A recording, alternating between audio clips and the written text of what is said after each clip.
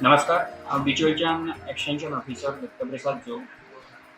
जसे की आमच्या शेतकऱ्यांनी आमचे वेगवेगळे जे फिल्डार भोवती स्टाफ आसा त्यांच्या कडल्यान कळटा ह्या वर्सा सुरवातीक जरी पावसान थोडे जुलै महिन्यात जुलैच्या साधारण 27-28 तारखेच्या दरम्यान चड दीस पावस उरून थोडो त्रास भात शेतीक जालो, तरी सुद्दां साधारण मये आणि बिचोले दोन्ही भाग जर धरले जाल्यार साधारण 550 ते 600 हेक्टर एरिया भाता सकयल आसा. आणि शेतकऱ्यांचो जसो रिपोर्ट आसा की ह्या वर्सा एकदम बरी वाढ पिकाची जाल्लेली आसा, कणशी सुद्दां बरी आयल्या. आणि ह्या वर्सा जर आतां अशेंच हवामान बरें उरलें व्यवस्थीत जाल्यार बऱ्यांत बरें पीक बिचोले तालुक्यांतल्या लोकांक मेळटलें भाताचें असो लोकांचो विश्वास आसा आणि फिल्डारूय ते आमकां दिसता.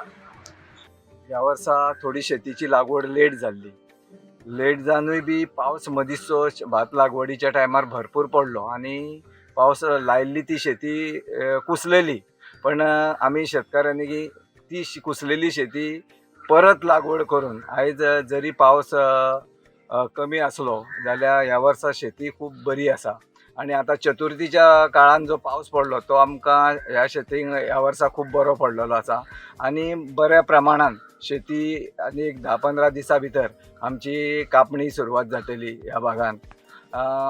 जरी शेती वेवसाय हो जरी आमचो लोक म्हटले शेतकार म्हटले लुकसाणान आसा, पण म्हाका दिसता ह्या वर्सा हो जी आता शेती आसा त्या पद्दतीन जर आमकां कापून वेवस्थीत मेवळी आणि आमच्या पावसान जर आमचेर बरी कृपा केली फुडल्या काळान जाल्यार ह्या वर्सा शेतीचो वेवसाय मोठेसो लुकसाणान वयचो ना, प्रत्येक शेतकऱ्याक फायदोच जातलो.